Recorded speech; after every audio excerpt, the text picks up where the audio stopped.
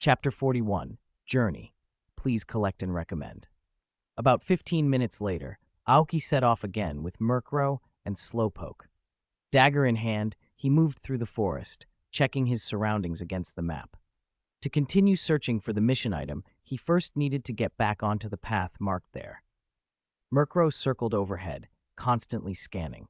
The detector chip's limited range couldn't guarantee a timely warning in such a dangerous wood, so Murkrow's eyes were relied on instead. Slowpoke trailed close behind, its eyes glowing an eerie blue. Its psychic power let the normally sluggish Pokémon keep up. After the Golduck incident, Aoki had rethought his battle plan. Murkrow was his first line of defense, able to detect and strike enemies before they reached him. If anything got past Murkrow, Slowpoke stayed close as the second line, using psychic techniques to seize control of foes while Murkrow finished them off. And if something proved too powerful, Slowpoke's teleport could still get them out. Perhaps because of the aftershocks from Gyarados and Melodic's clash the day before, Pokémon were unusually sparse near the lake. They walked safely for almost an hour, distancing themselves from the waterfall. The mist thinned, and bit by bit, the forest came back to life. By their pace in the map, they were about an hour from the marked path. Aoki cut through a vine that hid an animal trail. Trails meant more encounters, but the path itself was easier to follow than hacking through thickets, so he stepped onto it without hesitation. With Murkrow and Slowpoke protecting him, the risk felt manageable. Even if a fight went badly, escape remained possible. It didn't take long for trouble to find them. Maybe their luck had finally run out, or perhaps it was the trail that drew attention. Wild Pokémon began attacking in waves. None of them were especially high level, and with Murkrow and Slowpoke on guard, most didn't come close to Aoki. Only a few slipped past Murkrow's first strike. In the tight confines of the forest, Murkrow was in its element. Carrying 10 pounds of equipment no longer slowed it much, and it darted between trees with terrifying speed. It toyed with assailants and struck decisively. A level 19 Mankey that tried to ambush Aoki was spotted the instant it moved, and was knocked out by a single wing attack. Flying moves had the advantage over fighting, and Murkrow exploited it ruthlessly. Aoki gave no quarter. Any Pokémon that came for them was eliminated. In a forest governed by survival of the fittest, leniency invited repeated attacks. Wiping out attackers served as a deterrent. After the Golduck encounter, Murkrow and Slowpoke both seemed to embrace the kill-or-be-killed logic, scattering the resentment left from that fight across other foes. The blood scent on them grew stronger with every battle, and that scent intimidated would-be attackers more effectively than any warning cry. Many Pokémon that had initially considered attacking turned and fled. What should have been a 1-hour stretch took nearly 2 hours because of the skirmishes. The results, however, were worth it. Murkrow leveled up again, reaching level 18. Slowpoke didn't gain a level this time, but it grew noticeably more proficient. Its command responsiveness tightened, its timing in battle improved, and its use of psychic, and even water moves became more confident. It had found a rhythm, reacting more quickly to strikes and coordinating better with Murkrow. If present circumstances had been reversed a few captures ago, things would have been very different. They soon returned to the road they'd fled down after being chased by Raticate, the same route that had led to Slowpoke's capture. Aoki couldn't help thinking of fate. He chose a flat spot under a tree to rest, gathered dry branches and leaves, and started a small fire. From the Team Rocket Belt's storage space, he produced 2 wild rabbits he'd caught along the way, along with a few seasonings he'd bought for flavor. He skinned and gutted the rabbits with practiced efficiency, Slowpoke helping to wash them, and soon the meat was ready. He split the rabbits into 4 portions and grilled them to a golden brown. Murkrow and Slowpoke, worn out from the morning's fights, hovered nearby, eyes fixed on the sizzling meat. While Murkrow normally preferred energy cubes, it never could resist a good grilling, and Slowpoke, once it had tasted Aoki's cooking, had never forgotten the flavor. Aoki divided the food. He cut half of 1 portion for himself, placed another portion in Murkrow's bowl, and gave the remaining 2.5 portions to Slowpoke. Its appetite was enormous. The rest of its stomach would be filled with berries it plucked as they walked. "Okay, you can eat," Aoki said, and at his go-ahead, both Pokemon dug in. Murkrow finished first, eyeing Slowpoke's bowl for seconds, then pecked at the energy cubes Aoki had brought. Slowpoke had considered sharing, but let it be when Murkrow declined the offer. The lunch was peaceful. Some curious Pokemon approached, tempted by the scent, but the sight of Murkrow and Slowpoke and the lingering tang of blood sent them away. After the meal, Aoki studied the map. In distance, the route should have been doable in a day, but factoring in the tougher Pokemon they would face as they moved deeper into the forest, he judged it safer to plan for 2 days. Once they'd rested and recovered, Murkrow regained its peak condition, and they set off again. They had only walked a short time into the afternoon when several people appeared at the spot where Aoki had grilled. The leader of the group stepped slowly to the cold ashes, extended a fair, slender hand, and felt the warmth. He brought his fingers to his nose and sniffed the faint smell. With his back to the others, a cold smile twisted his lips as he murmured through clenched teeth, "What a coincidence, Aoki." A man behind him, watching, stepped forward, patted his shoulder, and asked, "Did you find anything, Soros?" His face cleared in an instant. Gone was the gloom, replaced by a sunny, friendly smile. "Oh, it's nothing," Soros said to the man beside him. "I just found someone rather dangerous." The other man's expression tightened. "Someone? Do you know them?" On the trial island, meeting another person out here was rare. Most participants who entered the forest were back within a day. At this distance from the base, returning the same day was unlikely. Anyone able to survive on their own in the wild had to be strong. And Soros had called him dangerous, so the man must be someone Soros already knew. Soros's smile faded into something more serious. "Of course I do. The first-place finisher. Who wouldn't know him?" The man in front of him grew solemn as well. He remembered Aoki's calm, composed manner after taking first place, and how he'd subdued Guga, something few could claim. Soros, usually all smiles in public, showed no pretense now. As a childhood companion, he knew Soros best and had helped Soros build the small but influential force he commanded inside the base. Seeing Soros like this, his face changed. "You're not planning to move against him, are you? And how can you be sure it's him?" This was no ordinary opponent. Aoki had forced even Guga to take a back seat. From Guga's words and actions, anyone could tell he wasn't like the rest. He likely came from Team Rocket. Yet Aoki had pushed him to second place with nothing more than a few threats. Seeing the weight in Soros's expression, the man, Sky, narrowed his eyes. "Do you think this mission was just a coincidence?" Soros asked. "I watched him leave toward this area." Sky's eye twitched. He knew Soros's motives well enough to suspect there was more than he let on. Perhaps Soros wanted revenge for being ignored after the last trial. Still, the plan made sense. Exposing Aoki's secret might be their ticket into the top 10. Sky had been forced to help Soros rise because his own assigned Pokemon had poor potential. He'd always believed he was better than Soros, except for Soros's easy charm and a surprisingly useful wheezing, but circumstances had pushed him into reliance. Team Rocket's Pokemon assignments were mostly luck, and most people couldn't circumvent that. Sky hid his ambitions behind a neutral face as he considered the possibility. "They might be too strong for us," he admitted quietly. Aoki was the top finisher. The gap could be enormous. Soros shrugged. "You never know until you try, and if things go south, there'll be someone to cover our retreat." He flicked his eyes toward the 5 people lingering behind them. The 2 exchanged a look, collected themselves, and made up their minds. They would test Aoki. Soros flipped back into his usual smile and turned to the group.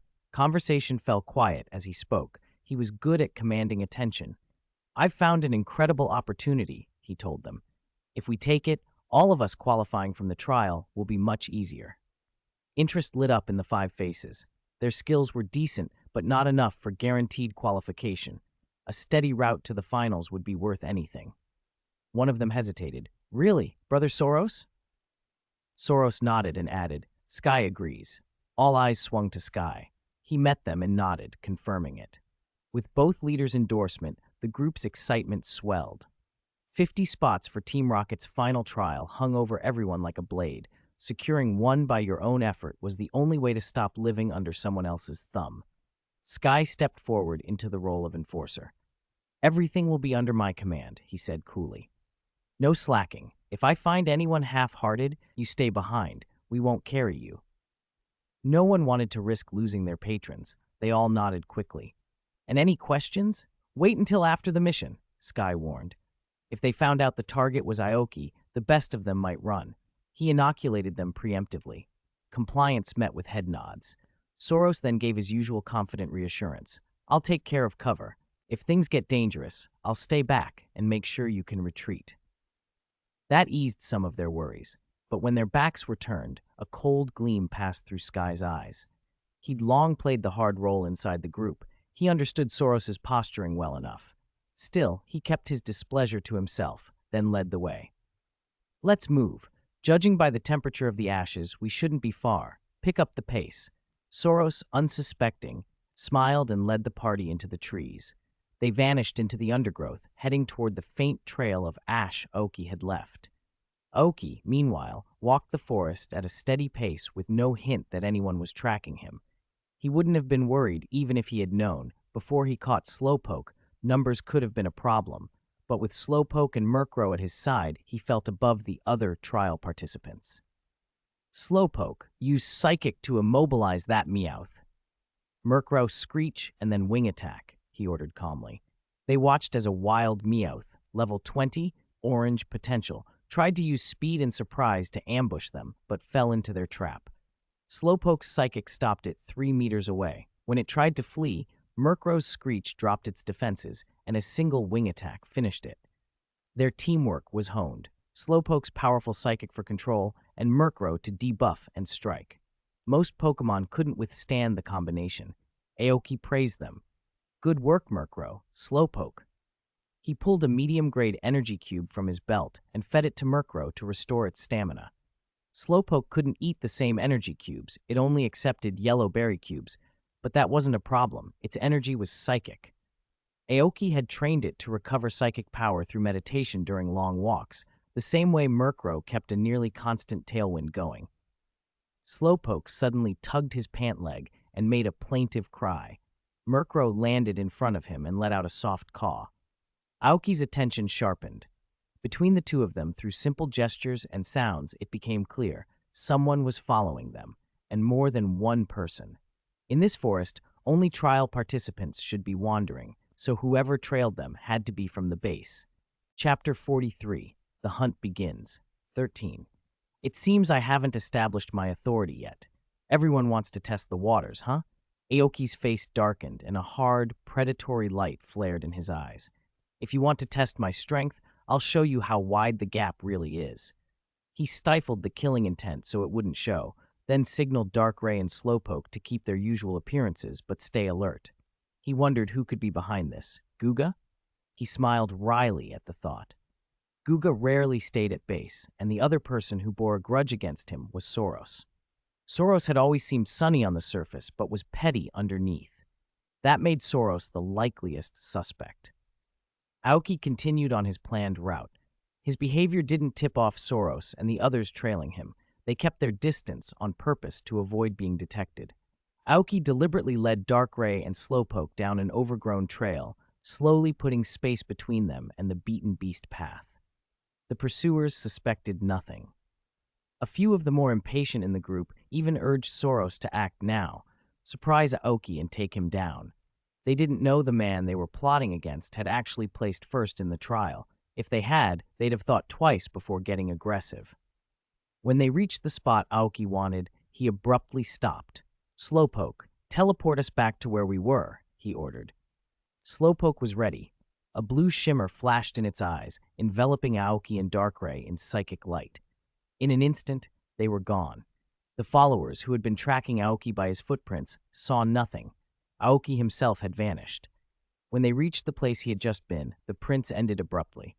Soros and Sky both went pale. Damn it, he's gone, Sky muttered, staring at the 2 footprints left behind. Because Slowpoke had been hovering with psychic power, it hadn't left any tracks, so they had no idea Aoki had a new Pokemon with him. In their view, the smart way to pass the trial was to focus all effort on one key Pokemon. Spreading resources across smaller Pokemon would just doom them. Losing the trail meant only that Aoki had realized he was being followed and slipped away. Nothing more, or so they reassured themselves. But Soros's expression had gone taut. The only plausible reason Aoki would vanish like that was that he'd discovered the tracking, and with Darkray's reputation for devastating power, Soros felt uneasy. He motioned for his coughing to stay close. One of the 5 followers stepped forward. "Brother Soros, what's happening?" he asked. Soros only glanced at him and said nothing. Sky, beside him, forced a grim explanation. "We lost him." A collective sigh of relief rippled through the group. They'd simply lost the trail. Worst case, they could search and find him again. Soros and Sky, however, were more worried than they let on. If Aoki had only noticed their tracking and fled, that would be tolerable, but what they truly feared was an Aoki who didn't swallow his pride quietly. They could only hope that seeing their numbers would deter him from retaliating. Aoki reappeared at the place where he'd first realized they were following him. He pictured the flustered looks of those searching for him, and a faint, cold smile tugged at his lips. From now on, he thought, the roles of hunter and hunted would be reversed. Outnumbering an opponent usually worked, but Aoki wasn't typical. He'd learned in his previous life that against overwhelming strength numbers were meaningless, especially when you held both the advantage and the initiative. The others around Soros were inexperienced, boys who hadn't really seen combat. In the past half-month on the trial island, Aoki's Pokémon had improved dramatically, and he had trained too. While his team trained each day, he ran, fought, and conditioned himself. Humans in this world developed physically faster than on his original Earth, and Aoki's high-intensity regimen plus better food had strengthened him. He wasn't a muscle-bound giant, but compared to Soros and his crew, who had been lounging at the Team Rocket base, Aoki now held an absolute edge in fitness, as well as in Pokémon. He wouldn't hold back. His knowledge of the forest exceeded their imagination. He moved like a leopard, low, silent, and swift, slipping through trees and underbrush. Obstacles that would slow others were mere hops to him. He closed in on where he suspected Soros and the others were hiding. If he was right, they were still crouched in the thick grass and bushes they'd left behind. Concealed properly, he could launch a surprise attack. Soros's team were mostly the signature Team Rocket kinds. Soros had Coughing, Sky had an Arbok, and the 5 others owned weaker Pokémon like Rattata, Zubat, and Oddish. Alone they weren't strong, but together they could still cause trouble. Aoki knew their limits, and they knew little of his. Greed had pushed them into a reckless search. As the group fanned out through the brush, Sky told them it was fine to spread a bit so long as they kept in touch, but that very order destroyed the benefit of their numbers and handed Aoki the chance to take them one at a time. Aoki's wilderness skills eclipsed theirs. He tightened his approach, each step measured and silent. Not a single one of them stirred. He pulled a dagger from his Team Rocket belt, the cold steel comfortable in his reverse grip. He crouched and whispered to Darkrai and Slowpoke beside him, both masking themselves to blend with the undergrowth. "Get ready. The hunt starts now." Chapter 44. Weakness is the original sin. Two thirsts. The 2 Pokémon that had been with Aomuki for some time understood his intentions perfectly and gave him a nod. In an instant, he shot forward like an arrow, cutting through the waist-high grass. A faint glow flickered at his feet, but his steps made no sound. Slowpoke, which always stayed at his side, was guiding his movement with psychic power. Murkrow skimmed just above the grass, low enough to stay hidden while scouting for targets. Slowpoke spread its telepathic reach, probing for any figures concealed in the swaying blades. The first person Aomuki found was one of Soros's followers. He'd strayed from the others in his eagerness to find Aomuki and seize the opportunity Soros had promised. He'd convinced himself that with so many of them, the target wouldn't dare fight back. He was wrong. He hugged his Rattata close, wary of a surprise wild Pokémon, but before he could react, Aomuki was on him. Without hesitation, Aomuki ordered Slowpoke to take control. The man froze mid-breath as Slowpoke's psychic hold locked him in place. Murkrow became a black blur and burst through the grass. Its wings, charged with flying-type energy, glowed white. Rattata, a poorly trained low-level Pokémon, stood no chance. Murkrow's wing attack hit with surgical precision, and the little creature was dead in an instant. The man's eyes widened in silent panic, throat constricted by Slowpoke's control. Only when he saw Aomuki did the realization hit him. This was the ruthless trainee who had pushed Kuga into second place. He whimpered and silently pleaded for mercy. Aomuki paid him no regard. With a single motion, he slit the man's throat with a dagger. The victim never understood how Aomuki had gotten close or how he'd been held immobile. Aomuki wiped the blade on the dead man's clothes, took his belt, slipped it into his spatial compartment, and vanished back into the grass as casually as if returning a book to a shelf. Everything was efficient, precise, like a professional assassin. I didn't come here to be attacked. If you come to kill, you must be ready to be killed, he thought with a cold edge. He had never fully shown his teeth to the other trainees. Tonight, he would become a nightmare in their memories, if they were lucky enough to have memories left at all. Only dead enemies were the best enemies. When he acted, he left no mercy. In less than 5 minutes, Aomuki had already cut down 2 targets.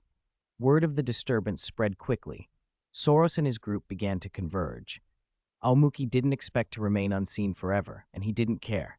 Even if he was discovered, their numbers and vigilance would only complicate matters slightly. He was not afraid of their strength. Before they could fully assemble, Aomuki struck again. This time he didn't hide. He burst through the grass with a rustling roar and intercepted the nearest man. The Pokémon at his side was an Oddish, which planted itself between its trainer and the intruder, bristling for a fight. When the man saw who was standing before him, his face went pale. Aomuki, the first-place finisher? His pupils blew wide with shock and terror. Only now did he understand that the opportunity Soros and Sky had talked about meant Aomuki himself. Regret came too late. The lingering metallic scent of blood in the air told him all he needed to know. "Strike first! Oddish, use poison powder!" he barked, forcing a defensive stance, although his voice trembled. Aomuki's lips twitched into a thin, cruel smile. The reason he hadn't taken the man out earlier was to make him give that exact order. Now the man had done the work for him and had served his purpose. "Murkrow, don't hold back. Use Gust to send the poison powder back at him. Slowpoke, Psychic!" Aomuki commanded. Murkrow flapped instantly. The concentrated flying-type energy formed 2 tight whirlwinds that swept up the light purple dust from Oddish and hurled it back toward the trainer and his Pokémon. The man tried to roll away, but Slowpoke's Psychic hit him like a thunderclap. A pressure exploded in his skull, and all sensation vanished. Blood welled from his nose, and he slumped, unmoving. Under the combined effect of the returned poison powder, Murkrow's aerial attack, and Slowpoke's powerful Psychic, both the trainer and his Oddish were dead before they hit the ground. At that moment, Soros and Sky finally arrived, flanked by the one remaining follower who hadn't been dispatched yet. The sight stopped the last man cold. His companions lay motionless, killed without warning. He had joined Soros on this mission, hoping for easy points, convinced their numbers would be protection. He had never expected the target to be the first-place finisher. Horror and understanding flashed across his face at once. Aomuki stepped from the grass as Soros approached. His lips curved ever so slightly. "We meet again, Soros," he said. "P.S. Please leave some comments." Chapter 45, First Subordinate 33. When Aomori spoke, Soros went pale. He hadn't expected this. Seeing Murkrow circling over Aomori's head and Slowpoke trailing close behind, everything clicked into place. He had seriously underestimated Aomori. While everyone else had been scrambling for their first Pokémon, Aomori already had a second, and it was no weakling. Silently tallying the forces on the field, Soros realized they were at a clear disadvantage. He glared at Aomori with murderous intensity. If looks could kill, Aomori would already be dead. Gritting his teeth, he finally spat out, "We've lost this one. Let's go." He began to pull the dazed companion with him to make a run for it. Aomori only scoffed. "Leaving now? A little late, don't you think? Murkrow, Gust?" Murkrow flapped and whipped up a whirlwind behind them, cutting off their retreat. "Aomori, don't push us. We'll go down together." Soros snarled, face contorted with fury and humiliation. When had he ever been talked down to like this? Even Gujia hadn't treated him so dismissively. Going down together?" Aomori shrugged. "The fish may die, but the net won't break. Want to try?" He stepped forward. Slowpoke shuffled a pace closer. Murkrow gave a warning. Caw! Kept in check only by Aomori's restraint, otherwise it would have swooped at the fleeing pair. Soros's expression hardened, and he shot a quick look at Sky, silently urging him to speak. Aomori's attention swung to the unremarkable young man at his side. He glanced at the Arbok and tapped his chip. The display read, Pokemon Arbok Orange, Gender, Female, Level 19 Type Poison, Ability Shed Skin, Held Item, None Egg Moves, Poison Tail Basic Moves, Bind, Glare, Poison Fang, Bite, Glare, Screech, Learned Moves, Sludge Bombs, None.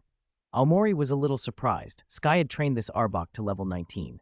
If not for its limited aptitude, it might have made him the leader. Sky had stayed calm in Aomori's presence, and Soros still had to heed his opinion. That spoke to his capability and methods. An idea began to form. What's your name? Aomori asked casually. Sky was startled to be asked in the middle of all this. After a moment, he answered, Sky. There was no point provoking Aomori now. Buying time with conversation might help them think of an escape. Trying to fight was absurd. They had seen the corpse on the ground. They had assumed Aomori only had a powerful Murkrow and had acted only after weighing the odds. Now there was a Slowpoke as well, and they were only 3, one still reeling. There was no comparison. Sky wouldn't be foolish enough to follow Soros into a suicidal provocation. He'd thought through every possibility, but still saw no clean way out, and a heavy helplessness settled over him. He had worked to advance Soros, and by using his influence, he'd gathered resources to bring his Arbok this far. Success is due to Xiao He, and failure is due to Xiao He, he thought bitterly. Then Aomori said something that made everyone's jaws drop. Not bad. Interested in working for me? The offer shifted the group's expressions like a breeze. The dazed follower who had been pale found sudden hope. If Aomori wanted to recruit him, there was still a chance to live. Soros had been using him as a pawn, and resistance was pointless. Soros himself was stunned. He had never expected Aomori to try and poach Sky. He had been counting on Sky to stand with him as a last-ditch escape, and now that option slipped away. Sky showed the least outward change. He stared at Aomori, trying to read the man's intent. Was this a genuine offer or a ploy to split them up before eliminating them one by one? He watched Aomori's face, but could make nothing out of it. Aomori stayed silent, waiting for his answer. The offer wasn't a whim. With a lifetime in Team Rocket, Aomori understood how factions worked. In that world, you either joined a faction or became one yourself. He didn't want to be dependent. He wanted to be his own master. That meant laying groundwork now, while everyone was still on the trial island. In his previous life, Gujia had risen fast after forming his own team during the trials. That path had influenced Aomori. Building his own team might not pay off immediately, but it was necessary preparation. Sky's being noticed was part chance, part merit. Aomori believed that if Sky were given a Pokemon with good aptitude, he could become truly strong. Sky didn't make him wait long. He clenched his jaw and nodded. Okay. Could he say no? Refuse, and he'd likely be killed. Aomori was pleased by the quick answer. There was a hint of coercion in the offer, but Sky's clear-eyed acceptance proved he was practical. If he ever found a Pokemon with great aptitude, Aomori thought, Sky might even outshine Soros. P.S. I'll try to stick to this schedule from now on, 3 chapters a day. I hope everyone supports me. Please collect and recommend. When Soros heard Sky's answer, his eyes flashed red, and he stared at Sky with pure hatred. At that moment, his loathing for Sky eclipsed even what he had felt for Aoki. He reacted on instinct and turned to run. Even teamed with Sky, he might not have been a match for Aoki. Alone, he had no chance. Standing there and waiting for death was not an option. Aoki watched him with a contemptuous smile. If Soros had charged straight at him, Aoki might have respected him a little more. Slowbro, psychic, he ordered. Slowbro's eyes glowed a strange red, and a wave of psychic energy rolled out from it, aiming straight at the fleeing Soros. Soros, already braced for the worst, shouted, Coughing, block him! Coughing hesitated for a beat, but obeyed, throwing itself into the path of the attack. Psychic moves are super effective against poison types, and Coughing's pitiful special defense couldn't stand the full force of Slowbro's assault. It gave a muffled groan, swayed, and collapsed, its resistance gone. Sky, standing nearby, narrowed his eyes. Outwardly he looked calm, but inside he was anything but. When Aoki had invited him earlier, he'd intended to play along and see where things led. He hadn't expected Aoki to drop Soros's powerful coughing with a single move. Perhaps, Sky thought suddenly, following Aoki might not be such a bad choice after all. Aoki had been watching Sky the whole time. His face stayed composed, but a flicker in his eyes betrayed his calculation. The swift destruction of Soros's coughing was meant as a warning. Sky wouldn't yield willingly, but Aoki was confident he could cow him into obedience. Soros panicked, ran like a madman, but a human can't outrun a Pokemon. Honchkrow, finish him off, Aoki said. Honchkrow nodded, flew behind Soros with a flap of its wings, and with a sweep of its talons left another body on the ground. Soros, once a prominent presence in the base, could never have imagined this would be his end. Aoki didn't intend to kill the last remaining ally. He planned to keep that person as part of his own team. Sky alone wouldn't be enough. He walked over to Soros's corpse, studied his wide, shocked eyes, then expertly stripped off Soros's Team Rocket belt.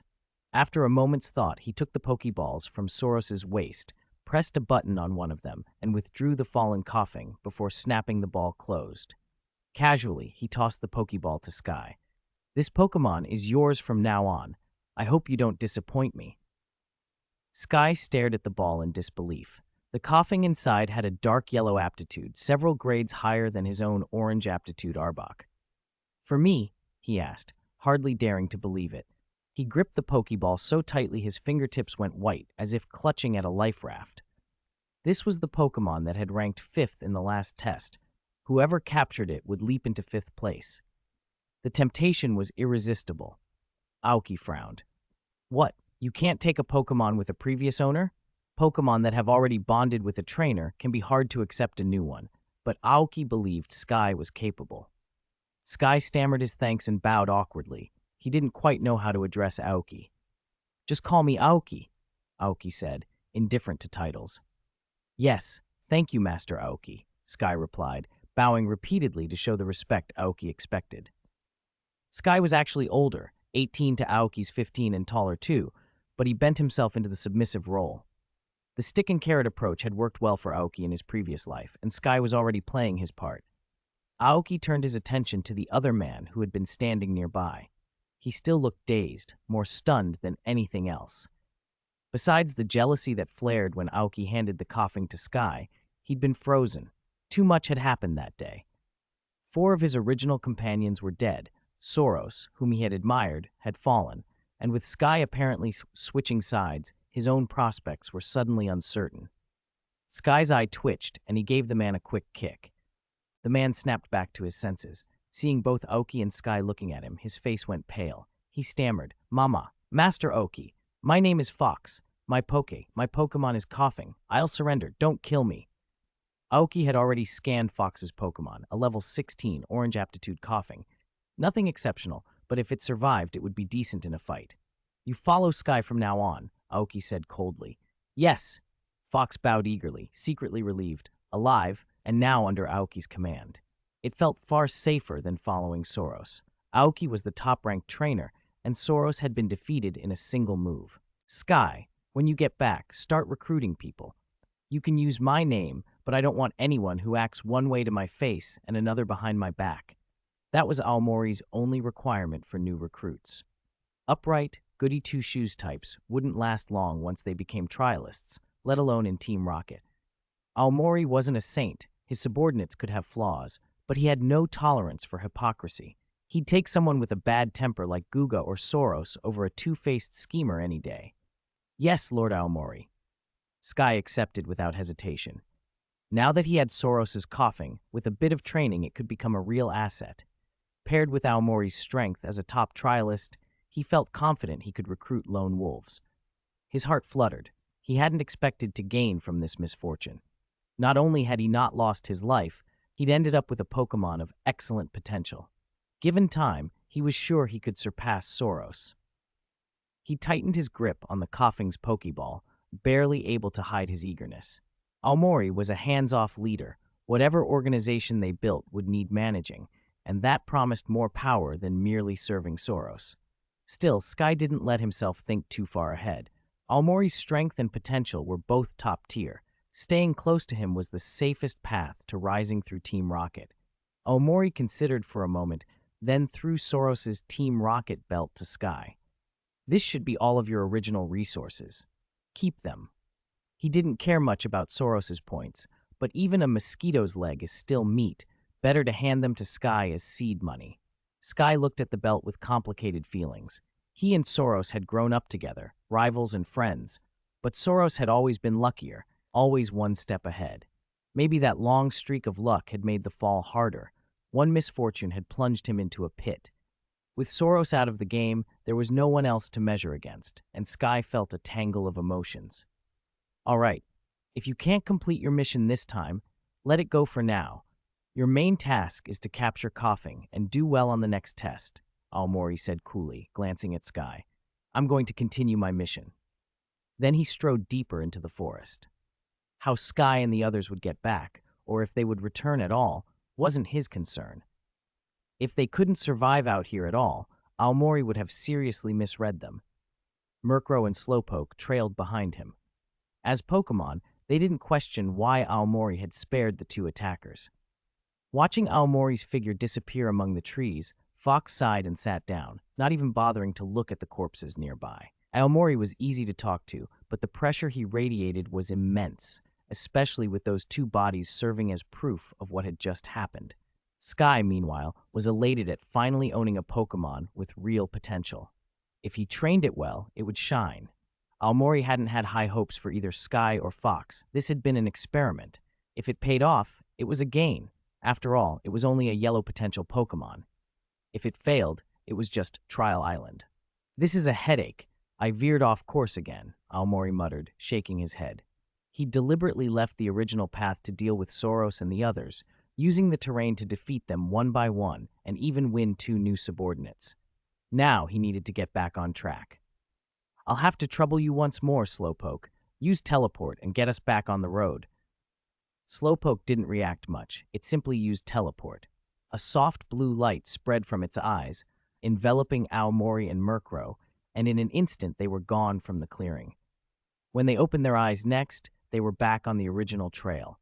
What a useful move. Good job, Slowpoke. Teleport was a godsend for wilderness travel. Whether moving quickly or escaping danger, it had obvious benefits. It did have limits, though. It couldn't cover enormous distances. The range depended on the psychic strength of the Pokémon using it.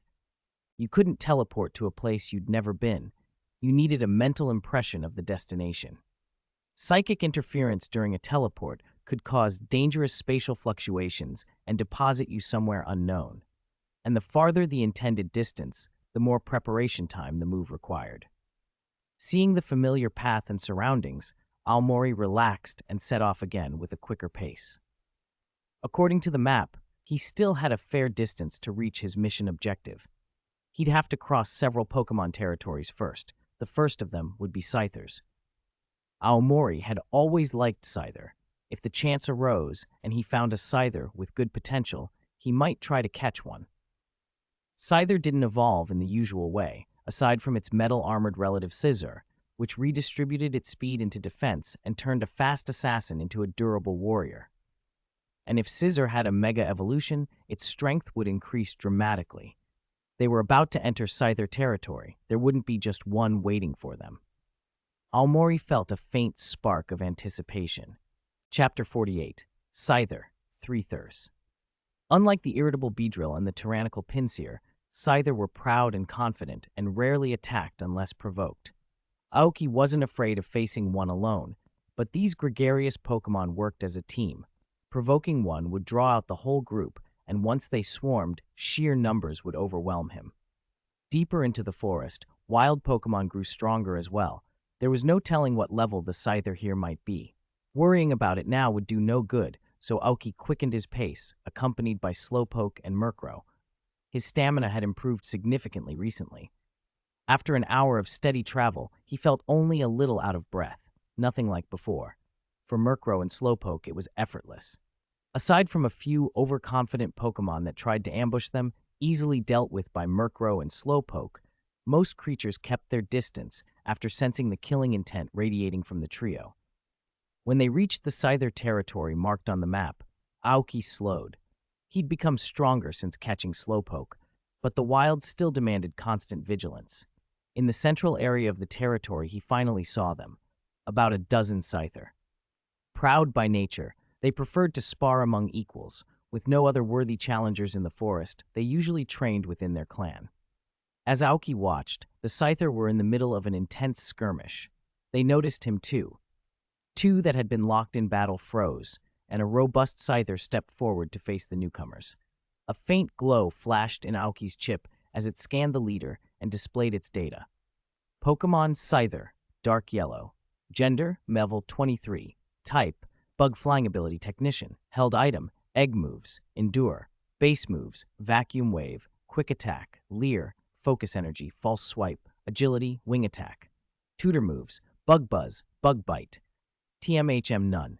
It was a powerful Pokemon. Aoki glanced at the others. Most were above level 20. Besides the leader's dark yellow potential, two more had yellow potential. Still, he abandoned the idea of catching one. With so many strong Scyther, capturing one would be difficult, and the leader alone made the prospect risky. As speedy attackers, Scyther were dangerous despite Murkrow's type advantage. Scyther's speed and very high physical attack meant a single hit could be devastating. The numerical advantage worried him most. Even if he defeated the leader, Slowpoke might not be able to protect them from the rest. Speed-oriented Scyther could prevent them from escaping before Slowpoke could use teleport. On top of that, none of the clan met Aoki's potential requirements, so their training value was low. A few Scyther wanted to launch an attack. They sensed danger from Murkrow and Slowpoke and, as battle lovers, regarded the newcomers as perfect opponents. Before they could move, the leader stopped them. He saw more than his clan members did. He could feel the threat those two Pokemon posed, but he also sensed an indescribable solemnity in the human, an air that suggested he wasn't afraid of the clan. Whether foolishly unaware or truly strong, someone who radiated that presence warranted caution. A sixth sense warned the leader that a fight could cost the clan dearly. Although they loved combat, they were not suicidal. So he wisely held his clan back and watched as Aoki and his Pokemon left their territory cautiously. Scyther respected strength. If a stranger earned that respect, their territory was not impenetrable. Their territorial boundaries existed less from possessiveness and more from their warlike nature. They'd driven other Pokemon away through intimidation until the area became theirs. After passing safely through the Scyther territory, Aoki finally traversed the mapped forest in a full day. Beyond the stone forest ahead lay the mission item's location. During the day, in addition to fending off ambushers, he learned more about the powerful Pokemon territories marked on Shadow's map. Aside from the Scyther clan, one level 23 leader, and a dozen others at level 20 or higher, there was a Paras territory dominated by fungi. Paras clustered around the mushrooms they fed on. The clan's range revolved around those growths. A Parasect at level 24 served as the clan leader. Paras were gentle by nature and didn't attack intruders on sight. Both Paras and Parasect were 4 times weak to flying moves, so Murkrow posed a major threat to them. Busy with his journey, Aoki didn't engage. There weren't many Pokemon with exceptional potential in the Paras clan. Although it was large, it was among the friendliest in the area. Many other species coexisted peacefully within it, and when Aoki passed through with Murkrow and Slowpoke, they encountered almost no hostility.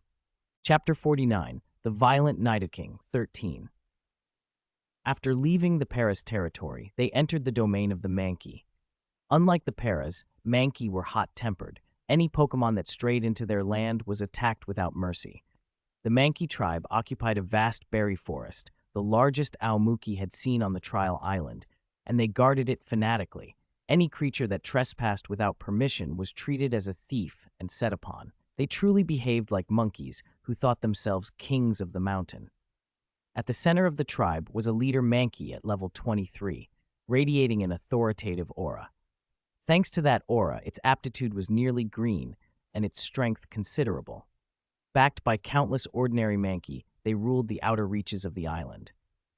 So when Aomuki and his Pokemon wandered into their territory, the tribe erupted into fury. To the Mankey, everyone who came near their berries looked like a thief. When Murkrow picked the first berry, unaware of the provocation, It was like poking a hornet's nest. Hundreds of Mankey swarmed them. Fortunately, Mankey were fighting type, and thus doubly weak to flying and psychic attacks. Murkrow and Slowpoke were kept very busy. As they fought and retreated, they used their moves freely. Aomuki even removed Murkrow's weight so it could fend off approaching Mankey faster. At last, they punched through the encirclement and fled the Mankey territory as if their lives depended on it. Even so, the Mankey tribe suffered greatly. Out of nearly 1,000 Mankey, almost 100 were killed by Slowpoke and Murkrow under Aomuki's command, reducing the tribe's combat strength by at least 30%. The battle paid off. Both Murkrow and Slowpoke gained a level. Murkrow reached level 19, Slowpoke level 21. Their experience rose, and their command of flying and psychic moves improved significantly. It had been a fruitful encounter. Passing through the Mankey lands exhausted Aomuki and his Pokémon. They had been fleeing and fighting the whole way. Afterward, they found a relatively safe spot and camped for the night to let their Pokémon recover. Slowpoke, having consumed yellow fruit energy blocks over the past few days, finally saw its once stagnant aptitude begin to come back. After the recent fight with the Mankey tribe, its aptitude moved into dark green, just a hair above Murkrow's. That small change boosted Slowpoke's control over its psychic powers by nearly 2 levels. Considering Slowpoke had already been among the best at controlling psychic moves, this made its use of psychic abilities far more precise. Murkrow watched Slowpoke's progress with a mix of envy and motivation. It asked Aomuki to increase its carrying weight by 5 caddies. Murkrow had originally wanted a 10 caddy increase, but after Aomuki's repeated persuasion, they settled on a final carrying capacity of 15 caddies. Aomuki understood Murkrow's eagerness, but he also knew better than to rush weight increases. Too much, too fast, and Murkrow could develop chronic injuries that would cost far more time to heal than the short-term gain. From his previous life's training experience, he had seen great potential squandered by chronic injury, and such injuries were difficult to treat except by long rest, time that meant no training and no battles. To avoid that setback, he limited the increase for now. An extra 5 caddies wouldn't hamper Murkrow's combat ability too much. After resting in the safe area, they reached the territory of the strongest tribe Aomuki had encountered so far. The tribe actually contained only 5 members, 3 of them under level 10, but its territory was the largest and unchallenged. In that tribe lived a level 32 Nidoking and a level 30 Nidoqueen, plus 3 young Nidoran males and females under level 10. The Nidoking family occupied the richest resources in the forest. A natural pond and a low hill lay within their domain. Beside the pond was a lush grassland where a few weak Butterfree played and kept the younger Nidoran company. The hill was full of berries and herbs. The pond held peaceful Pokémon and many fish, their food source. In short, this was a self-sufficient haven. Because the Nidoking pair were so powerful, no short-sighted Pokémon dared provoke them. Aomuki was surprised to see both a Nidoking and a Nidoqueen here. Nidoking and Nidoqueen only evolved from Nidorino and Nidorina with moonstones, so finding both was unusual. Curious if a moonstone might be present, he hid and crept toward the pond. He hadn't even gotten close when the Nidoking discovered him. It attacked without mercy. If Murkrow hadn't used Protect, Nidoking's powerful strike might have landed. Aomuki relied on his speed to escape, but the Nidoking chased them all the way out. Any hope of searching for a moonstone had to be postponed until they were stronger. Even facing a single Nidoking was dangerous enough. Facing both at once would be impossible. With their thick armor and brute strength, a single Nidoking could have easily overpowered the Mankey tribe. Its tough hide could shrug off most Mankey attacks, and a single sweep could clear a wide area. With the Nidoqueen present, the Mankey had even less reason to challenge them. No wonder the Nidoking family controlled such rich territory. Fortunately, Aomuki and his Pokémon slipped past the Nidoking territory and reached the stone forest ahead. Consulting his map, Aomuki muttered, "If we get through this stone forest, we'll reach the mission location." Finally, they were close to the mission item. Aomuki breathed a small sigh of relief. The time left to return before the next test was getting short. P.S. Thank you to everyone who has rewarded me, whether you found me on Chidion or in the bookstore. Your support means a lot. Today's chapters are 2,500 words each, responding to everyone's requests for more updates. Chapter 50, The Adorable Onyx, 23. They were finally almost there, so there was no need to rush. After such a long journey, Aomuki and the others wanted only to eat, then let Murkrow and Slowpoke rest and recover. They found a relatively spacious spot beside a huge rock and took out their gear. The place was called a stone forest, but it wasn't all stone. There was more withered grass and dry stalks underfoot than in a normal forest. They used the stones around them to build a simple stove and set a small pot on it, pouring in the lake water they had collected earlier. In the wild, you never drink raw water. Even if it looks clear, it might be full of bacteria. Pokemon like Murkrow and Slowpoke have tougher constitutions and could probably tolerate it, but Aomuki didn't want to take the risk. Getting sick in the wilderness from something avoidable would be dangerous. While the water came to a boil, he prepared food for Murkrow and Slowpoke. Besides energy cubes, Murkrow had a wild rabbit it had caught earlier, and Slowpoke had its favorite fish. Aomuki had spoiled them. Slowpoke used to eat raw fish, but after trying Aomuki's grilled fish and meat, it turned up its nose at raw food. Murkrow, too, insisted on a bit of meat with every meal, despite having enough energy cubes. With Slowpoke's help, they cleaned 1 rabbit and 5 large fish, each as thick as an arm, and buried the organs and blood to hide the smell. This was the wild. They didn't want other Pokemon attracted by blood while they ate. When the water boiled, Aomuki poured some into another bottle for his afternoon drinking water. Then he started to grill, brushing on oil, flipping, and seasoning with practiced hands. The food smelled wonderful. Aomuki only needed a rabbit leg and half a fish to feel full. The rest was for Murkrow and Slowpoke. They finished their lunch quickly and, after a short midday rest, set off again. Traveling through the stone forest felt easier than a normal forest. Although pillars of stone towered everywhere and the ground was uneven, every foothold was visible, no hidden holes or thick undergrowth to trip them. The most common Pokemon here were Geodude. There were many, but they tended to be harmless so long as you didn't step on them. Geodude usually preferred to stand quietly in piles of rocks. The ones they passed were low level. Aomuki hadn't seen any above level 20, and he hadn't seen a single golem. Because the path was straightforward and there were no random attacks, they made good time. In half an hour, they'd covered a lot of ground, and if they kept going at that pace, they'd reach their mission location soon. Then they ran into a problem. It wasn't that the Pokemon meant to block them on purpose. Its sheer size simply filled the only path. A massive Onix lay across the trail. Pokemon Onix, dark yellow, gender, male, level 30, type rock ground, ability sturdy, held item none, egg moves, defense curl, rock climb, base moves, mud sport, tackle, harden, bind, curse, rock throw, rock tomb, rage, stealth. Rock polish, gyro ball, smackdown, dragon breath, slam tutor moves, iron head, TMHM, none. The Onix was sunning itself against a giant rock and had stretched across the entire path.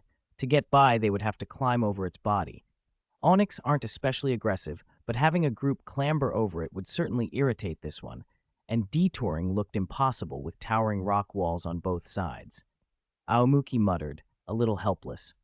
A level 30 Onix. That's tough. Resources in the stone forest were scarce, so only hardy rock Pokemon like Geodude and Onix lived here. They didn't need much beyond mineral-rich stone, and while the low-level Geodude suggested these rocks weren't especially rich, this level 30 Onix was an odd exception. Aomuki studied the Onix basking lazily, and an idea struck him. Slowpoke, use Rain Dance on that Onix, he commanded. Rain Dance was one of Slowpoke's egg moves. Slowpoke blinked and opened its mouth to make a low, murmuring sound. As it chanted, faint dark clouds gathered above the Onix. The sun that had been beating down on the massive Pokemon suddenly seemed to vanish under a small patch of sky. The Onix squinted at the sudden change and glanced around, only to see a storm cloud centered on its head while the sun still shone elsewhere. Onix wasn't bright. With nothing else to blame, it accepted the rain as a sign to move.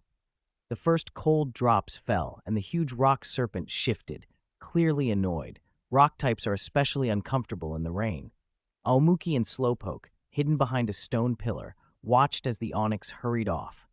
The rumble of its scales scraping over the rock faded, and the blocked path was clear. After a few minutes, with no sign of it returning, Aomuki called off the rain dance. The clouds dispersed, and the sun returned.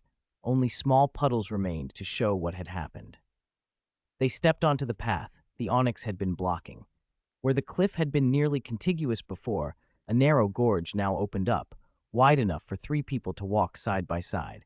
The passage stretched straight upward, a long, steep cleft in the rock that Aomuki thought of as a one-line sky.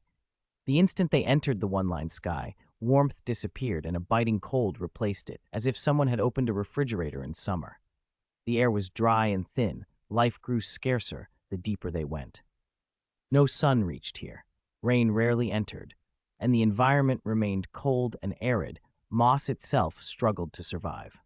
About a third of the way through the cleft, a large cave entrance appeared in the rock wall. It was more than 2 meters high and 3 people wide. From the outside, it was pitch black within. Chapter 51, Larvitar Egg, 33. Aoki froze when he saw the cave. How can there be a cave in a place like this? And it looks old. The opening showed signs of both natural formation and later digging. It was clearly a natural cavern that some Pokemon had expanded. The scratch marks were already weathered, and from Aoki's knowledge, they were not the kind Geodude or Onix would make. Slowpoke, see if there are any Pokemon inside, he said to the Slowpoke at his side. Slowpoke's eyes brightened, and a faint psychic aura spread from it. A moment later, it shook its head at Aoki, nothing sensed. Aoki relaxed a little, pulled a flashlight from his Team Rocket belt, switched it on, and shone it into the dark. The tunnel swallowed the light. He hesitated, then stepped in. Because the passage was narrow, Murkrow hopped onto Slowpoke's back, and using Slowpoke's psychic reach, the pair kept pace beside Aoki. After a few minutes, the tunnel widened. Aoki picked up his pace, and 5 minutes later reached the deepest chamber. It opened into a hidden hollow, a roomy space filled only with rock. Just a cave, then? He muttered. Slowpoke nudged Aoki's pant leg, pointed to one corner, and gave a soft cry. Aoki followed its gesture. On a dark stone wall, a stalagmite rose about the height of a person, and from its tip hung a single drop of milky, viscous liquid. It was perfectly rounded and didn't fall, clinging to the rock. A faint, refreshing scent drifted off it, but it traveled less than a meter and then dissolved into the air. That was why Aoki hadn't smelled it at the entrance. Is this Earth's core milk? Aoki breathed. Earth's core milk was a rare natural treasure in the Pokemon world, condensed by geology and Pokemon life. It brimmed with energy and minerals. Taken on its own, it could boost a Pokemon's physical strength and defense. Used in energy cubes with the right ingredients, its effects multiplied. Humans could also consume it, improving immunity, preventing disease, strengthening constitution, even extending life. It was so precious and rare that any appearance on the exchange list was immediately snapped up by factions and wealthy families. Aoki remembered seeing drops sell for 1,000 points apiece in his previous life. This is the kind that takes months for a single drop to form. Too bad there isn't more, he sighed. Slowpoke lowered its head, and without Aoki prompting, its eyes glowed faint blue. With telekinetic effort, the Slowpoke lifted a flat stone the size of a pot lid. A fresh, rich scent rose as the stone moved. Beneath it lay a small puddle of Earth's core milk. The drop clinging to the stalagmite shivered free, fell, and merged silently into the puddle. The surface rippled as though under starlight, but nothing splashed. Aoki stared. He hadn't expected that much of the milk to be gathered here. He swallowed hard. In the hush, his breath sounded loud. Snapping back to work, he pulled bottles and jars from his belt, had Slowpoke clean them, and Murkrow dry them until there wasn't a drop of water left. Using a spoon normally for making energy cubes, he carefully skimmed the milk into the containers. Then something else appeared in the milk, an egg. In all the years that milk had collected, a Pokemon egg had been immersed within it. The scratch marks at the entrance and the excavation everywhere suddenly made sense. Aoki's heart raced. Had some parent hidden this egg here? Had so much time passed that the egg would be dead? At first, the chip couldn't read it. He continued filling jars steadily. As the milk level fell, the egg emerged fully. When the chip finally registered it, detailed data appeared before him. Pokemon, Larvitar, Egg Form, Unhatchable, Gender, Male Level 1, Type Rock plus Ground, Ability Guts, Held Item, Earth's Core Milk Essence Egg Moves, Dragon Dance, Outrage, Ancient Power, Stealth, Rock Base Moves, Bite, Leer, Tutor Moves, None. HM None. Aoki stared, the spoon slipping from his fingers. A Larvitar egg, no wonder the scratch marks and the size of the cave made sense. Even more astonishing were the egg moves, Dragon Dance and Outrage. Those were powerful techniques. Its parents must have been exceptional. A Larvitar with that potential could grow into a quasi-legendary level threat, maybe even reach quasi-elite 4 strength. What does unhatchable mean? He murmured. He'd used the chip a long time. This was the first time he'd seen that label. If the egg were dead, unhatchable would fit, but the egg's life force seemed perfectly intact, even unusually strong. He was puzzled. He lifted the egg from the milk and set it on a cloth. The smooth shell glowed weakly, echoing the sheen of the milk. Murkrow and Slowpoke drew closer. As Pokemon, their senses were keener. They could feel the life within the egg, but also, strangely, a thread of sadness radiating from it. Slowpoke rested its round, pink head gently against the shell. Aoki watched and didn't intervene. Slowpoke then nudged his pant leg again, and with a paw tapped its own back, indicating for him to place his hand there. It looked to Murkrow as well, asking the crow to close in. Without hesitation, Aoki put his hand on Slowpoke's smooth back. At once, the world shifted. The scenery before him changed. P.S. At the request of those urging more updates, today's 3 chapters are each around 2,500 words. I hope everyone enjoys them. Please collect, recommend, and support. Thank you. Chapter 52, The Great Tyranitar, 13. The gloomy cave vanished, replaced by a bright, sunlit landscape. Aoki, Slowpoke, and Murkrow stood in a meadow fragrant with flowers and full of birdsong, a peaceful, pleasant scene. That peace shattered when a colossal creature armored in pale green appeared in the field. Where the soft grass and trees had been, a wave of yellow sand began to spread, swirling from every direction, burying everything in its wake. Roar! The creature's furious cry finished the transformation. The meadow became a desert. Spikes ran down its back. Plates of green armor covered its body. It was the final evolution of Larvitar, the Johto pseudo-legendary known as Tyranitar, the desert tyrant. Tyranitar found a relatively sheltered spot and sat. It remained there for an unknown stretch of days and nights, unusually still and quiet. Its feral edge had softened into a somber calm, but solitude drew uninvited visitors. A pack of a dozen Houndoom charged out of the sand, as if waiting for the perfect moment. Tyranitar had been fasting and without water for nearly a month after laying its egg, and it was at its weakest. Still, when the Houndoom attacked, it rose to meet them without hesitation. Pseudo-legendary or not, even starving and wounded, it crushed the pack with a ferocity and power far beyond the Houndoom's expectations. After a day and a night of violent fighting, the scarred Tyranitar had buried every last attacker beneath the dunes. But victory came at a cost. When Tyranitar returned to where it had been sitting, it found the pit where it had lain. Inside, the egg it had laid now bore a hairline crack. Life seemed to be leaking from the shell. Tyranitar dropped to its knees, tears falling from eyes that had seemed fierce and untouchable. It pressed its face to the egg and wept. Another day passed in the same grief. Each time Tyranitar stood again, its gait grew weaker, but its resolve never wavered.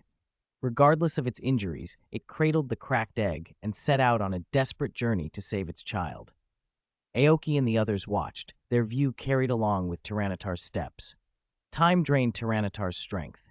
Even a world-weary pseudo-legendary could not shield its own hatchling from the consequences of childbirth, battle, and starvation. Guilt and self-reproach shone in its eyes. When the scene shifted, they found themselves back in the familiar stone forest beneath the broad sweep of the one-line sky. Tyranitar's steps faltered, but its presence remained commanding. No Pokemon dared stand in its path. At the threshold of the one-line sky, something in the mountain wall caught Tyranitar's attention. As a rock dark type, it was more sensitive to subtle vibrations than simpler rock types. It felt a faint tremor from a tiny cave hidden in the stone. The opening was too small, so with the egg held protectively in one forearm, Tyranitar began to claw at the rock. Its claws tore through the wall as if the stone were soft earth. Within moments, it had widened the cavity enough to squeeze through. Inside, the cave was almost unchanged from the place Aoki recognized, until they saw the pool. The Earth's core milk still filled a hollow in the rock. It had not yet been sealed. Tyranitar's eyes lit up. As a rock type, it knew the restorative, miraculous energy the Earth's core milk could hold. With trembling hands, it set the egg into the pool. The shell, once clear and smooth, was now dull and rough, and the crack had been feeding the life that drained from within. The milk rose up around the egg, and by some mercy of fate, submerged it completely. Where the vital force had been ebbing, it steadied. The leak of life closed. Tyranitar's heavy heart loosened for the first time since the birth. But relaxation came with the final surrender of its own spent body. If Tyranitar had drunk from the Earth's core milk, its injuries would have healed, and it might have grown stronger. Yet it did not consider that possibility for a single instant. There was no hesitation. If there was any risk the cracked egg couldn't be fully immersed, its child would be lost.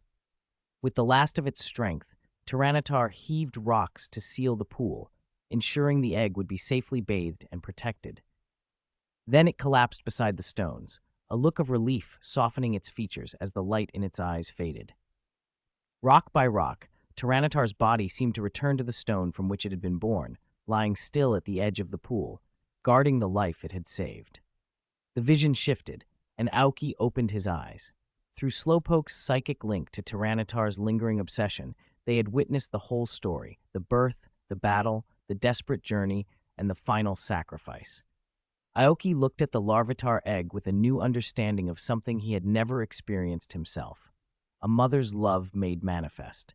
Slowpoke and Murkrow, who had seen everything by his side, had a crystalline shimmer in their eyes.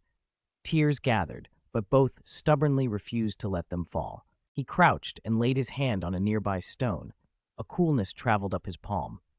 For a moment, the rock seemed to breathe out a little relief. He shook his head to clear the feeling and carefully picked up the Larvitar egg. A hairline crack ran across its surface, but it was sealed, crystallized over by the Earth's core milk.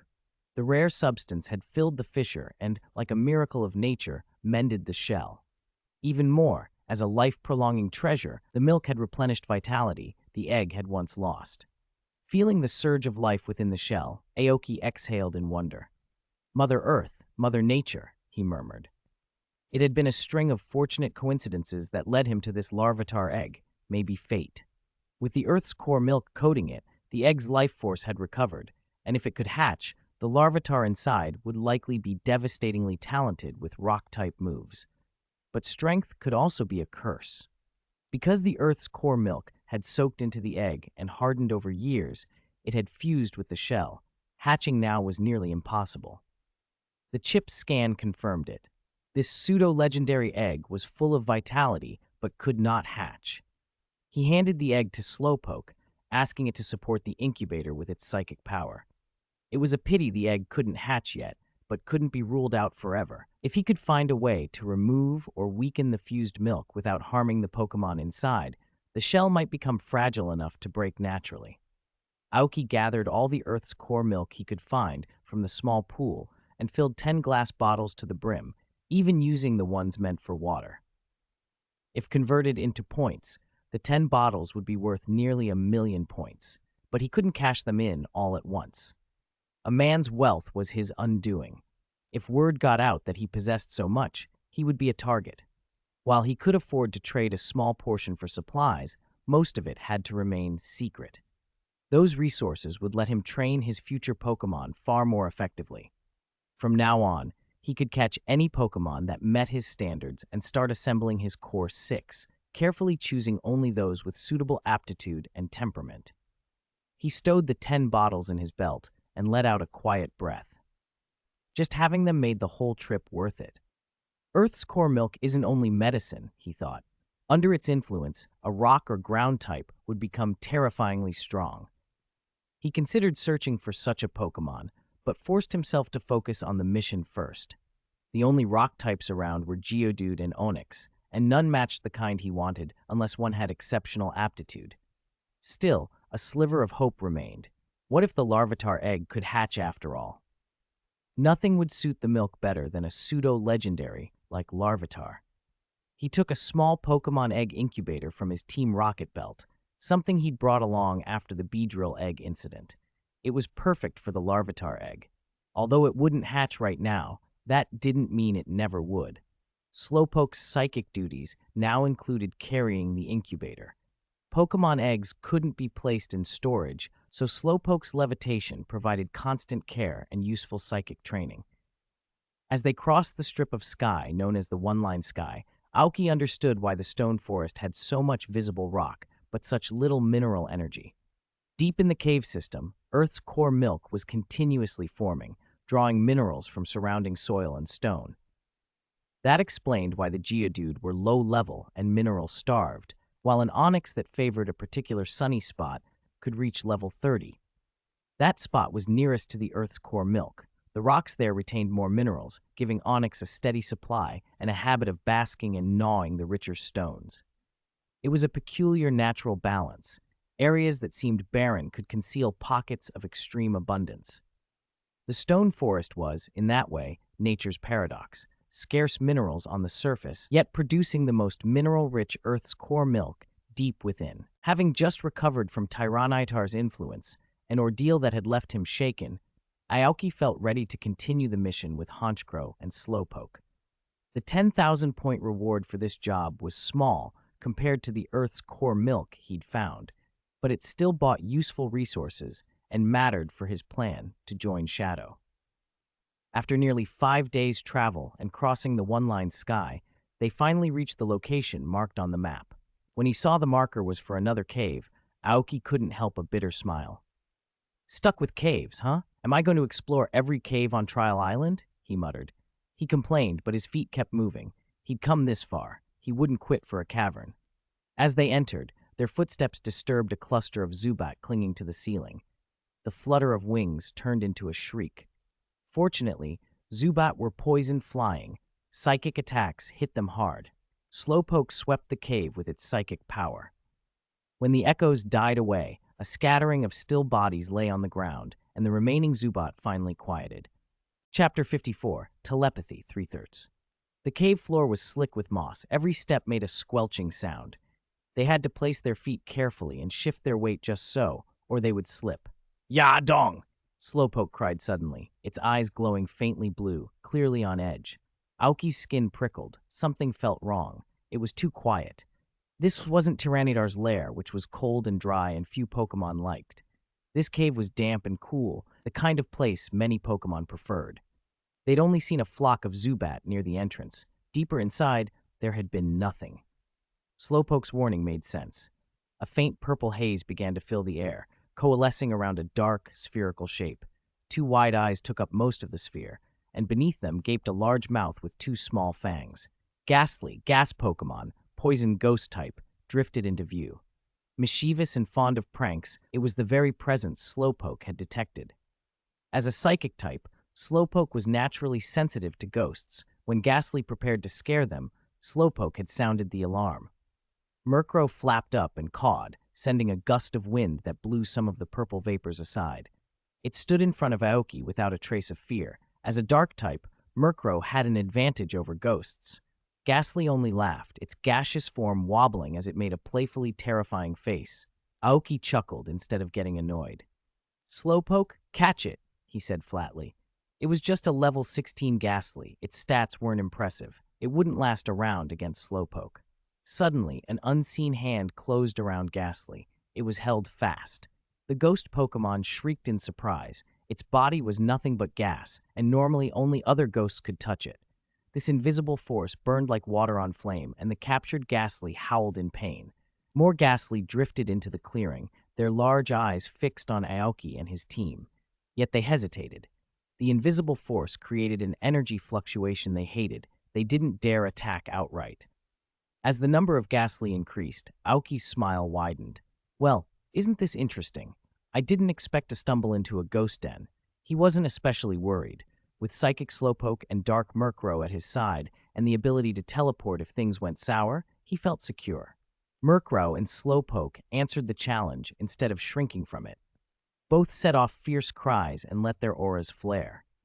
Slowpoke looked soft and dopey, but when roused its psychic presence was strong, especially against ghost types.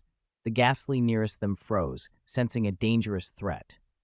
Just as the standoff tightened, a path opened through the clustered ghastly. One drifted forward and took the lead, older, different somehow. The hissing of the others died down. "Greetings, young human." A voice suddenly echoed inside Aoki's head. He blinked, startled. The ghastly before him had a faint black sheen in its eyes. Telepathy. "You're speaking?" he asked aloud, though he already suspected as much. The ghastly nodded, and its voice came again in his mind, old and clear. "Human, your companions are strong. If we fight, it will be bad for both sides." Aoki listened, then idly activated his chip and scanned the ghastly's data. Pokemon, ghastly, yellow. Gender, male. Level 28, type ghost poison. Ability, levitate. Held item, none. Egg moves, mean look, disable base moves, nightshade, curse, shadow ball, confuse ray, sucker punch, payback tutor moves, astonish, psywave, clear smog, foul play, none. Level 28 and still a ghastly. Interesting, Aoki thought. This one felt ancient. He didn't hide his intent. I need to go further in and find something. Once I find it, I'll leave. The ghastly's telepathic voice was smooth and unhurried. Agree to help us with one thing, and we will let you pass. We'll even help you find what you seek. It's simple. Aoki considered the offer. In this pitch-black cave, wandering blind would take forever. "I'm going in. You can't stop me," he said plainly. For a moment, the ghastly's expression flickered. It weighed the consequences of fighting a human. Then its voice returned. "We can offer generous compensation." As a spirit that had endured centuries, it had learned how to deal with greedy humans. Suitable compensation would soften any request. Aoki had an answer ready, but before he could say more, the ghastly interrupted sharply. "Not enough!" The ghastly sounded irritated. Aoki saw its concentration tighten. He merely smiled and pointed at Slowpoke. "Teach it telepathy." The ghastly froze. It had expected an outrageous demand. Gold, souls, some trickery. But teaching telepathy? Telepathy was no trivial skill. Even the ghastly itself had taken centuries of focused psychic accumulation to master it. Yet Aoki's Slowpoke, from the way its psychic presence hummed, the Pokemon's power was terrifyingly strong. It didn't understand why such potential had not yet produced the ability to speak minds. For a moment, the cave felt very still. The older ghastly's disapproval mixed with curiosity. Aoki kept his face impassive. He did not hide that this request wasn't born of malice. It was pure practicality. If Slowpoke could communicate telepathically, the team would be far safer in a place like this. The ghastly's voice drifted back into Aoki's thoughts, thoughtful and wary. The negotiation had begun in earnest. Chapter 55, Gengar, 1/3. Aoki had always been puzzled by Slowpoke's slow progress with telepathy.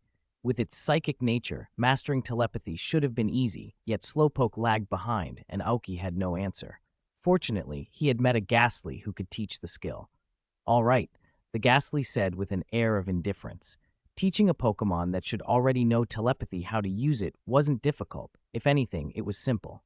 After Aoki agreed, the ghastly relaxed. He had been secretly fearing an exorbitant demand. Though the ghastly suspected that his clan's full power could keep Aoki and his Pokemon if necessary, the price for that would be too high, and the task he needed Aoki for was something the ghastly clan couldn't do themselves. "I've lived here many years and don't see many humans," the old ghastly said, "but not long ago someone came." The ghastly's voice drifted into Aoki's mind along with a memory of a tiny boat on a vast sea. That human was very powerful, far stronger than you. He glanced at Aoki, who showed no reaction. "I only dared watch him from a distance. I felt that he knew we were here." Speaking of that person's power made the ghastly tremble a little. "He left something in the very center where we used to live, then vanished. We thought that was the end, but the object began to absorb the ghost energy here. The longer it sat there, the faster it sucked the energy away. Soon, all the abundant ghost energy in this cave was gone, and we had no choice but to move out to the outer parts."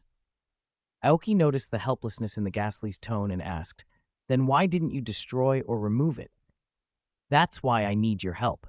We can't approach it, but you can." The plea was plain in the ghastly's voice. "You think I can take it out myself, but so many of your Pokemon can't either." The old ghastly's helplessness was clear. "Come with me. You'll understand when you see it." He turned and led the way. The surrounding ghastly drifted aside, leaving enough room for Aoki to pass. They still made their usual spooky faces as he walked, habitual and unnerving, but none of them dared touch him. Aoki kept his expression calm and followed. Murkrow and Slowpoke stayed close, watching the others and keeping a wary eye on every shadow. The old Ghastly didn't try to change their behavior. It was just the nature of Ghastly. Long experience around humans had taught him some human manners, but at heart, he was still a Pokémon. He led Aoki deeper into the cave. This cave was complex, far more so than the Tyranitar cave Aoki had visited before. After more than a dozen forks and many twists and turns, they reached a relatively large underground chamber. It wasn't pitch black. Faint bioluminescent plants clung to the walls and floor, casting a dim glow. The old Ghastly stopped at the chamber's entrance. His ancient voice echoed in Aoki's mind. "This used to be our home. Because of that thing, we can't go near it." Under the faint light, Aoki made out a Pokeball set on a raised stone platform in the center of the cavern. He felt a small jolt of recognition. The person who'd come here recently had to be Shadow, deputy leader of Team Rocket's Shadow Unit. With his strength and presence, it made sense that the Ghastly dared not approach. But why place a Pokeball here? Maybe this Pokeball is the mission item, Aoki thought. Since the old Ghastly wouldn't go closer, Aoki stepped forward himself, Murkrow and Slowpoke flanking him and scanning the area for threats. Part of the reason Aoki trusted the Ghastly was that Pokémon tended to be straightforward. What they felt was usually what they showed. The Ghastly's speech and demeanor, though shaped by long years near humans, remained honest. Another reason was Aoki's own confidence. Slowpoke's teleport gave them a quick escape if things went wrong. As for any promised reward, Aoki didn't care much. This remote place wouldn't hold the kind of treasure that excited him. When Aoki and his Pokémon drew within range, the chip on his wrist activated and scanned the Pokeball. The ball bore Team Rocket's R, and the silhouette inside flickered on the chip's display. Pokémon Gengar Pale Green, Gender 48, Type Ghost Poison, Ability Cursed, Body, Held Item None. Egg moves, Scary Face, Fire Punch, Astonished Taunt. Base moves, Hypnosis, Lick, Grudge, Mean Look, Curse, Nightshade, Confuse Ray, Sucker Punch, Payback, Shadow Ball, Dark Pulse. Tutor moves, Snatch, Foul Play, Giga Drain, Fire Punch. TMHM moves, Rest, Protect, Sleep Talk, Toxic, Hidden Power, Water. Thunderbolt. Aoki started at the readout. Shadow's own Pokémon? He murmured. The breadth of this Gengar's move set suggested an enormous investment of resources. Tutor and TM moves alone were costly. Aside from the Poison Serpent's considerable bankroll, only someone like Shadow on this island could have afforded such customization.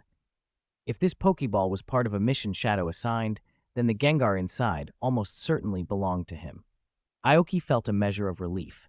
At level 48 and labeled Pale Green, this Gengar didn't appear to be one of Shadow's top-tier first-string Pokémon.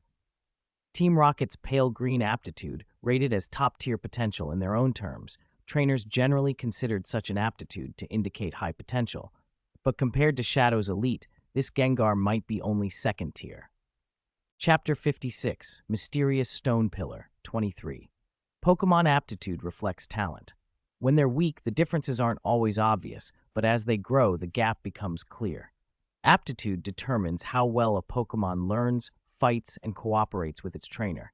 It is the main factor in their potential. With that in mind, the old Ghastly's words began to make sense. If someone had placed that Gengar here, Shadow's motive was likely to let it continuously absorb the ghost energy in this place. According to the old Ghastly, this cave had once been rich with ghost-type energy, more than enough for their numbers, and some especially gifted Ghastly could even evolve into Haunter. But ever since that Gengar arrived, the energy had been sucked dry. Even those who had evolved into Haunter had regressed back into Ghastly because of the shortage. When a Pokémon devolves after evolving because of external forces, it damages their very foundation. Being the final evolution of Ghastly and Haunter, Gengar naturally exerted unbearable pressure on them. This wasn't some ordinary Gengar. Its aptitude was unusually high, marked green on the scale, so these mostly red aptitude Ghastly felt completely powerless to resist. To avoid being drained, the Ghastly had been forced to flee to the cave's mouth. The ghost energy there was weaker, but at least it was something. Aoki picked up the Gengar's Pokeball. It was marked with an R, and he noticed the release switch had been turned off, an obvious precaution to stop Gengar from leaving on its own, forcing it to stay inside and keep absorbing the energy. As he lifted the ball, wisps of black mist trailed from the indentation where it had rested. "What is this? Such dense ghost energy," Aoki murmured. As if confirmed, the wisps drifted close to the Pokeball and were instantly drawn in. Through the semi-transparent window, he could make out Gengar, curled up and calmly swallowing the newly absorbed energy. The chip in the ball showed a faint fluctuation in Gengar's stats, small, but definitely a gain. Did Shadow put Gengar here to level it up, or to heal some injury? Aoki wondered. He couldn't imagine Shadow had set a trap for him. He wasn't naive, but neither did he have any other good explanation. Still, his job was simply to retrieve the ball. What Aoki considered next was whether to dig open the stone pillar producing such concentrated ghost energy. He chose not to. This place was not like the Tyrannar's cave, where he could act without consequence. The Ghastly watching him from the entrance were clearly fearful he might destroy their sanctuary. If he touched the pillar, they would resist. Ghastly don't need ordinary food. They survive on ambient energy. Destroying the pillar would mean death for perhaps half their clan and doom the rest's prospects for growth. If they were already facing extinction, they would rather die taking the culprit with them. And Shadow, an expert one might even call a champion, had not touched the pillar either. Whatever caution Shadow exercised, it was enough for Aoki. As a newly made trainer, he decided not to interfere. Letting the energy dissipate into the air, he tucked Gengar's Pokeball back into the special clip on his belt. When the ball was stowed, the freed energy drifted outward. One of the Ghastly, emboldened, floated closer and inhaled deeply. The air seemed to invigorate it, its form shimmered with renewed vitality. But Slowpoke, who had been at Aoki's side, frowned. Ever since the ghost energy began spreading, he had become restless and uncomfortable, as if a cold lump were melting and forcing him to shift. The sensation made his whole body tense. "Thank you, young human," the old Ghastly said sincerely. Aoki felt Slowpoke's unease and motioned for the old Ghastly to speak outside. The old Ghastly, noticing the Slowpoke's expression, immediately understood and followed Aoki and the others to the cave mouth. Outside, the air felt less oppressive, and Slowpoke visibly relaxed. The old Ghastly's voice echoed directly in Aoki's mind, a little eager. "Young human, what I asked you to do is done. Tell me now, what are you looking for?" Aoki's face registered mild surprise. At first, he hadn't realized that what the old Ghastly wanted was exactly what he himself had been doing. Now that the task was done, the Ghastly pressed him for the reason. Was it impatience to be rid of the energy, or simply hunger? They had been running on emptiness for some time. Aoki thought for a moment, then spoke plainly. "Have you seen a palm-sized stone that holds a lot of energy? Any kind, fire, water, electric, something that pulses with power?" He decided to be direct and make a new request. The old Ghastly's eyes brightened. Whether it had any information or not, Aoki had to try. Chapter 57, Dark Stone, 3/3. To be honest, Aoki hadn't wanted to take advantage of the Ghastlies. Though they looked sly and menacing, after a short time with them, he found they weren't so different from other Pokemon. Simple and straightforward, if not exactly cuddly. What he had been thinking about was the Evolution Stone. Whether the Ghastly clan had seen it or not, he planned to let it go. He had already gotten what he came for, the mission item, and Slowpoke taught telepathy. So Aoki was surprised when, after he finished speaking, the old Ghastly, wearing a strange expression, floated 2 pitch-black stones out from a corner of the cave and held them out to him. He made 2 virtual hands from gas in the air and presented the stones. Aoki could only stare. He'd said something offhand and hadn't expected the Ghastly to actually produce evolution stones, let alone 2 at once. Murkrow was the first to react. He gave a soft cry and tugged at Aoki's pant leg with his claw, eyes locked on the stones. He couldn't explain why, but a deep, instinctive desire told him he had to have those stones. They could make him drastically stronger. One of them could bring about a qualitative change. Even without understanding why the thought came, Murkrow kept tugging, urging Aoki to take them. Aoki crouched, stroked Murkrow's feathers gently, and said softly, Murkrow, I know, but don't rush. It's not your time to use these yet. Hearing Aoki, Murkrow calmed. The urge still nagged at him, but he trusted Aoki. Following his trainer's judgment was enough. Aoki, for his part, understood the source of Murkrow's excitement. It was in his bloodline. With a dark stone, Murkrow could evolve into Honchkrow and gain a major power boost. But evolving now would waste the exceptional talent and aptitude Murkrow still had to develop. He hadn't planned on taking the Ghastly's stones, but he also hadn't expected the old Ghastly to be so forthright as to hand them over. He watched as the chip implanted in him activated and scanned the stones. The readouts appeared for him alone. Darkstone, Intermediate, a mysterious stone that can evolve certain specific Pokémon. It is as black as night. It can slightly improve a Pokémon's aptitude. Darkstone, Basic, a mysterious stone that can evolve certain specific Pokémon. It is as black as night. It can make a Pokémon evolve, but cannot optimize its aptitude. Just like in my last life, Aoki thought. Evolution stones have different qualities. An intermediate stone can slightly boost a Pokémon's aptitude. If Murkrow used an intermediate dark stone, his aptitude could improve after evolution. Deep green isn't impossible. He couldn't help wondering about a high-grade stone, though the chance of finding one was slim. Murkrow wasn't ready to evolve yet. They could wait. He silently slipped the 2 stones from the air into his Team Rocket belt and said, "Thank you." "Fair enough," the old Ghastly replied. "You helped us, and we help you. Besides, these 2 stones are useless to us. The power inside them is too strong for us, so we collected them. That's why we were able to find what you needed so quickly." Aoki nodded. Dark stones only mattered to Pokémon that evolved with stones. They were meaningless to Ghastlies. Then black gas pooled in the old Ghastly's eyes and flowed, barely visible, towards Slowpoke. Gah! Murkrow tensed and went to attack. Slowpoke was his companion. He wouldn't allow anyone to hurt him. Aoki put a hand on Murkrow to steady him and narrowed his eyes to watch. He didn't know exactly what the old Ghastly would do, but he suspected it had to do with telepathy, and Slowpoke didn't resist. The black gas soon faded from Slowpoke and drifted back to the old Ghastly. "All right, I've taught him telepathy," the old Ghastly said in Aoki's mind. As he suspected, Ghastly had just helped Slowpoke learn telepathy. "His talent is very high. He just needs guidance," the old Ghastly continued. "I can feel great power within him, but he hasn't fully mastered it. You must guide him well, human." Aoki nodded. He'd known Slowpoke was gifted, but he hadn't realized how much potential remained untapped. Then a tentative voice like a little boy's echoed in Aoki's thoughts. Master! Blue light flickered faintly in Slowpoke's eyes. Aoki blinked and looked at Slowpoke. "Is that you, Slowpoke?" he asked.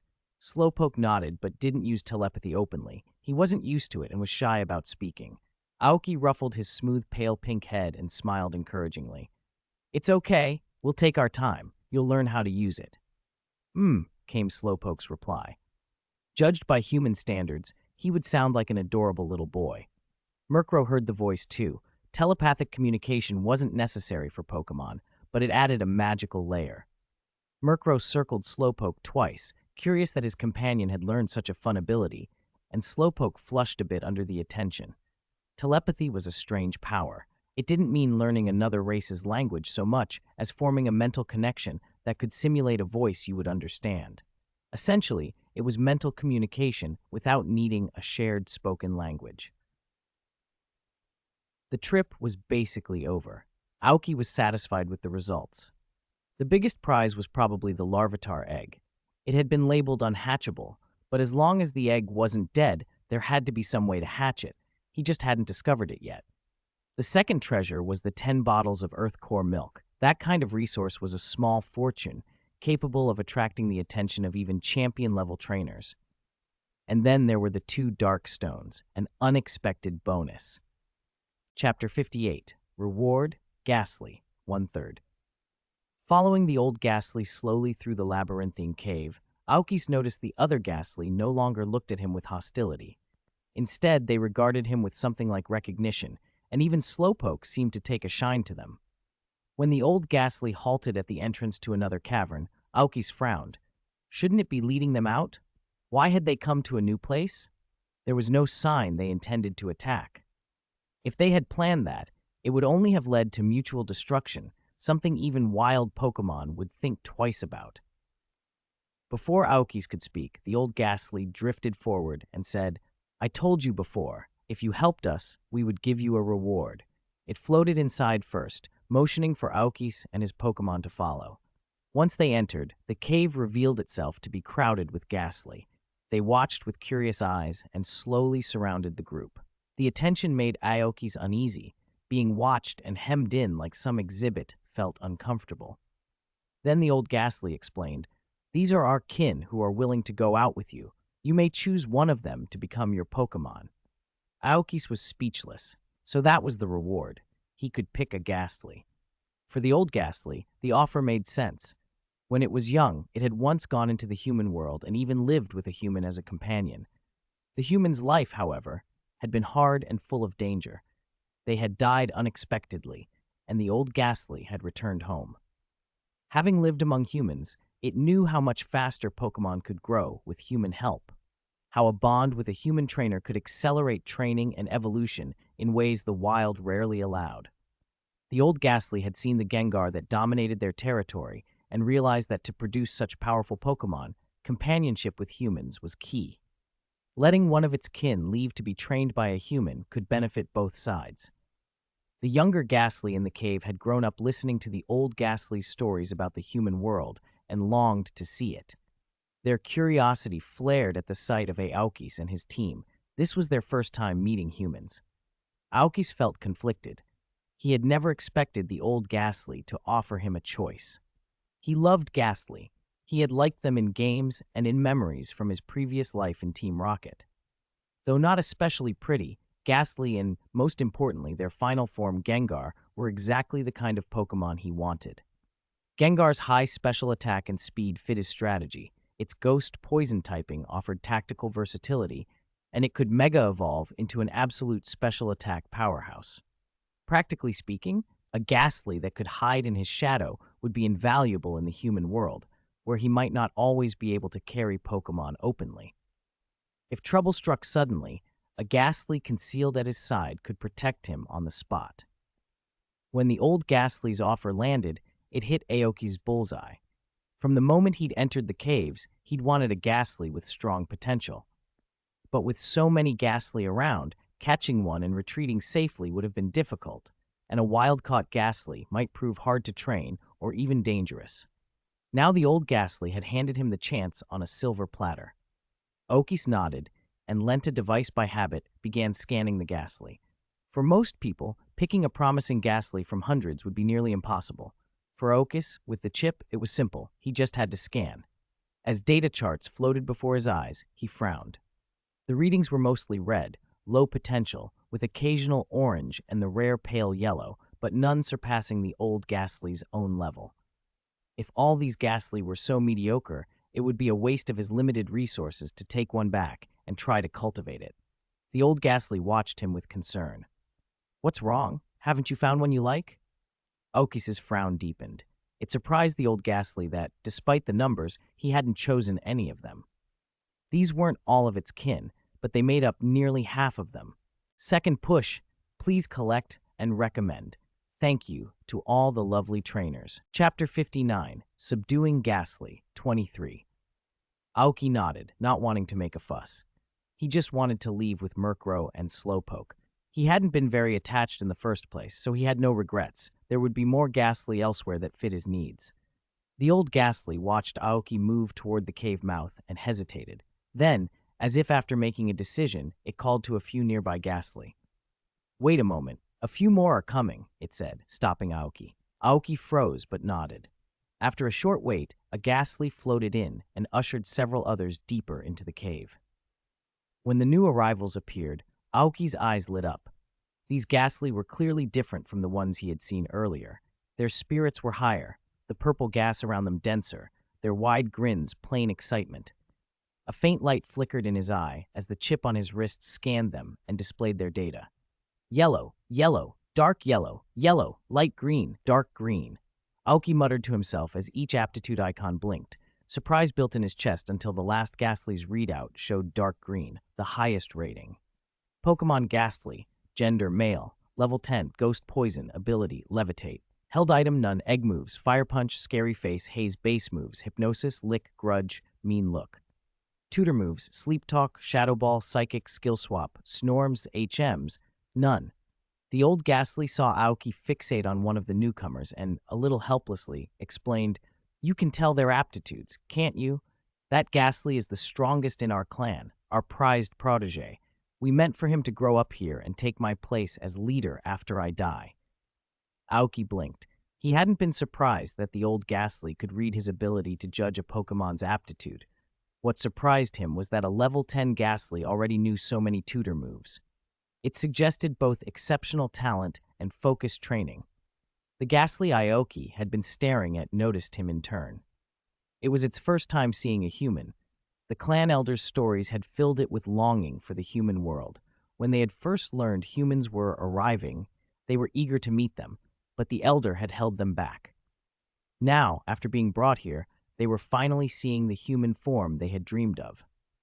The young Ghastly's eyes shone with curiosity and excitement. "He's the one," Aoki said without hesitation, and he strode straight toward the Ghastly with the dark green aptitude. The old Ghastly smiled ruefully, hesitated, then let him go. He had decided, when he had first brought the most promising clan members here, not to interfere with any trainer's choices. He had not expected Aoki's eye to be so keen as to pick the top talent at once. "All right," the old Ghastly said slowly, his voice tinged with pain. Aoki stepped up and smiled. "Want to come with me, to see the wide, colorful world outside?" The Ghastly paused, glanced at the clan leader, who did not object, and then bobbed enthusiastically. Aoki grinned, pulled a great ball from his Team Rocket belt, and said, "If you agree, then jump in." Murkrow and Slowpoke watched eagerly, happy at the prospect of a new teammate. The Ghastly drifted toward the great ball, pressed the button with a wisp of his ectoplasm, and was swallowed in a red flash. Ding! There was no struggle. The great ball closed cleanly around the Ghastly. Aoki smiled in satisfaction. It was a pleasant surprise to be able to catch a Ghastly with such high aptitude and clear training. It also eased a worry. He no longer had to worry about being ambushed. The old Ghastly felt a sharp pang as his clan's brightest member was taken, but he had made his choice and would not go back on it. Releasing the newly captured Ghastly, Aoki said, "Welcome aboard. Ghastly, please look after me." "Gah!" the Ghastly chirped happily. Murkrow cawed, and Slowpoke gave a sleepy, contented sound. They welcomed the newcomer. The Ghastly fluttered around Aoki, Murkrow, and Slowpoke, clearly delighted. It looked a little older than Murkrow and Slowpoke, but behaved with the bright energy of youth. Aoki smiled. The new addition would bring some life to the team. The old Ghastly watched from the shadows, trying to put on a generous face despite the ache inside. Seeing the young Ghastly so happy eased him a bit. After the capture, the old Ghastly led Aoki and his Pokémon back to the entrance of the damp cave. Stepping into sunlight and feeling its warmth, Aoki breathed a small sigh of relief. Anyone who had lived long in a cold, damp subterranean world surrounded by ghosts would welcome the sun. Stretching until his joints cracked, Aoki turned to say goodbye, but noticed the clan elder hiding further back, avoiding the light. As a ghost, it wasn't harmed by sunlight, but it disliked it. Aoki's new Ghastly also wrinkled its gaseous eyes at the brightness, though it showed no physical distress. "You can stay in my shadow for now," Aoki said with a smile. He hadn't put Ghastly back in its Pokeball. He wanted the Pokemon to adapt and to be ready to protect him at all times. The young Ghastly nodded and drifted into the shade at Aoki's side, comfortable there, much like the cave it had grown up in. Aoki waved to the old Ghastly to signal he was leaving. He'd return. The magical stone pillar in the cave alone was worth another visit, and now that he had taken the clan's prized member, he imagined returning later to show everyone how well the Ghastly had done. He pictured the clan's surprise then and felt a warm anticipation. Please collect and recommend. Fellow trainers, let's catch Pokemon together. Chapter 60, Divine Skill, Teleportation, 3 Thurs. Old Ghastly watched Aomori and the others leave, lingering at the cave entrance for a long time before letting out a quiet sigh and returning inside alone. His retreating silhouette looked oddly lonely. A moment later, somewhere beyond the view of Ghastly's cave, Aomori and the group stood beneath a tree, all their eyes on Slowpoke. Aomori stroked Slowpoke's back and smiled. Slowpoke, use teleport to take us back. Don't push yourself. Just go as far as you can and focus on keeping your combat strength intact. Aomori had no intention of walking back. It would be at least a 3-day trek to the Team Rocket base from here. They couldn't make it on foot in one go. He had planned for Slowpoke's teleport from the start, which was why he'd trained and traveled so steadily on the way out. In the wild, teleport was truly a divine skill. Slowpoke, not very skilled at telepathy yet, didn't speak. It only gave a small nod. It spread its psychic field around Aomori and the others, even pulling the Ghastly hiding in Aomori's shadow along with them. Ghastly, dragged out of the shadow, slowly materialized and blinked with curiosity. This was the first time it had been pulled out like that. Ignoring Ghastly's puzzled stare, Slowpoke concentrated on locking a destination. Teleporting several living beings over a long distance was a heavy strain. As its psychic power deepened, the light in Slowpoke's eyes brightened. With a flash of psychic energy that washed over Aomori and the others, the group vanished from the forest floor. Only a single leaf floated down where they had stood. Bang! On Trial Island, in a quiet section of the woods, one trainer and 3 Pokémon suddenly appeared. Aomori and Slowpoke, newly teleported. Aomori shook his head. The spatial shift still made him a bit dizzy, despite his improved condition. Murkrow and Ghastly felt nothing. Slowpoke, exhausted, could not keep itself floating and plopped to the ground with a soft thump. It looked drained in spirit as well. Fortunately, Aomori had warned them beforehand, so its fatigue was only mental, not critical. Slowpoke, meditate for a while. You pushed too hard, Aomori said, his face serious. He hadn't yet pinned down their exact location, but Slowpoke's condition told him they were far from Ghastly's cave. Slowpoke gave a tired nod, used the last of its psychic power to hand the egg incubator into Aomori's arms, and then lay down. A gentle psychic aura spread around it as it began to meditate. That it chose to meditate right where it had arrived, despite potential danger, was a sign of trust in its trainer. Murkrow, Ghastly, watch our surroundings. If anything approaches, attack, Aomori ordered. Call! Hee.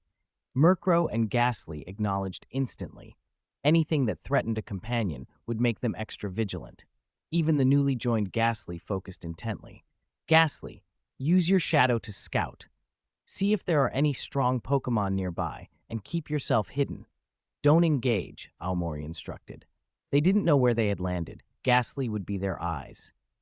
Eager to see the outside world, but able to prioritize, Ghastly slipped into the tree shadows and flowed through them, free to travel wherever shadows connected. Aomori sat on the ground next to Slowpoke, uninterested in the dirt, while Murkrow circled above, its sharp gaze sweeping the area. Aomori looked at the incubator in his hands. Inside was the Larvitar egg. The incubator showed promising data for all the measured values, some even above average, but the incubation time read as unknown. Even with the device's advanced tech, it could not determine how to hatch the Larvitar. Aomori sighed. How am I supposed to hatch you? This is a headache. Time moved on. As the sun edged toward the west, Ghastly returned, taking on different gaseous forms to communicate which nearby Pokémon were dangerous and where unusual spots lay. Through Ghastly's silent descriptions, Aomori pieced together their surroundings. So we've landed on the outskirts of Scyther territory. No wonder Slowpoke was so worn out, he thought. They were on the outer edge. Walk a little farther, and they'd be out of it. That explained why they hadn't encountered powerful Pokémon earlier. Scyther groups were notorious. Once they found a target, they gamed battles endlessly. If you won a fight, stronger Scyther would come to test you. If you lost, weaker ones would press you until you were too worn to fight. The Scyther's relentless appetite for battle terrified most wild Pokémon. For Aomori, though, this was something to be relieved about. The strongest nearby were Scyther, fierce but predictable. He was confident he could retreat safely if needed. The Team Rocket base wasn't far from here. At a full run, they could reach it in a day. If Slowpoke recovered enough to use teleport again, the journey would be cut drastically. As dusk settled on the treetops, Slowpoke stirred and opened its eyes. Each use of teleport drained it heavily, but each time it learned and improved. The first time it teleported only a dozen kilometers before collapsing. This time, it had displaced them over 100 kilometers. a near tenfold increase. Even better, it still had some energy left to handle emergencies. Its eyes were brighter, more alert. Its mastery of teleport had clearly deepened. Slowpoke, how are you feeling now? Omori asked, relief easing his tone as he saw the recovered Pokemon's steadier gaze.